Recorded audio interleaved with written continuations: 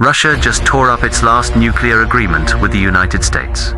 No more treaties, no more limits. Is this a direct signal of war to the West? This isn't a drill.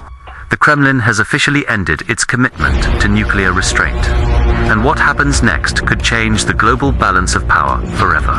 Are we on the brink of a new nuclear arms race? Russia is no longer playing defense. Kremlin spokespeople have stated clearly, there are no longer any limitations. Russia now reserves the right to respond however it sees fit. What does that mean? It means missiles fast, hypersonic, and potentially nuclear could soon be stationed just minutes from NATO territory. One of those missiles, the Restraint, capable of Mach 10 speeds. This weapon could carry both conventional and nuclear warheads. And now, it's heading into mass production. Likely deployment. Belarus, right next door to Europe. We are not just talking about giant ICBMs anymore. Today's nuclear strategy is shifting toward tactical nuclear weapons. Smaller, faster, deadlier. Why? Because they're designed to be usable. Shorter range, lower yield, but devastating on the battlefield. This blurs the once clear line between conventional and nuclear warfare. And with the old treaties dead, there's no one left to stop the buildup. With each side arming up, the world edges closer to a new Cold War one, with fewer rules, more players, and faster weapons. Flight times are shorter. Reaction windows are closing.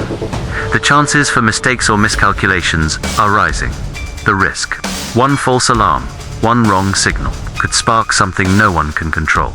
In a bold and unmistakable signal, the United States has moved nuclear-armed submarines into critical strategic positions. These Ohio-class submarines, each capable of launching multiple intercontinental ballistic missiles, are now patrolling waters within reach of both Eastern Europe and the Arctic Circle. Why now?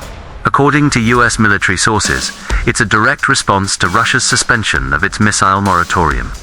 The West wants Moscow to know any escalation will be met with overwhelming force. European leaders are deeply alarmed.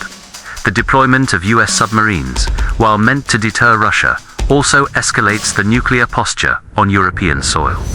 Poland, Germany, and Baltic states have activated new defense readiness protocols.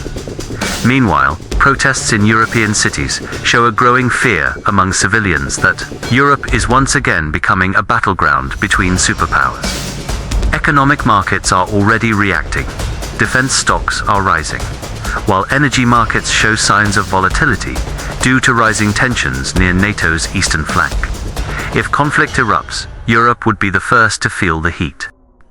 In response to Russia's withdrawal, Western forces aren't standing still. Advanced missile systems are being repositioned.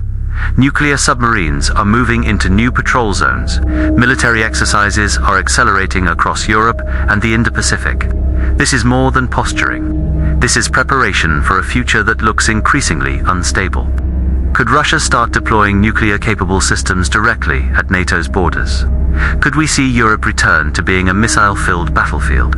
Could tactical nuclear weapons become a normal tool of modern warfare? And most importantly, is there still time to step back from the edge? This is no longer the Cold War of the past. It's faster, it's riskier, and it's happening now. So what do you think? Is this just geopolitical theater, or a real signal of war to come? Subscribe to stay updated on global flashpoints. Drop your thoughts in the comments below. Like and share if you want more breakdowns like this. Let's hope diplomacy still has a chance. Before the countdown reaches 0.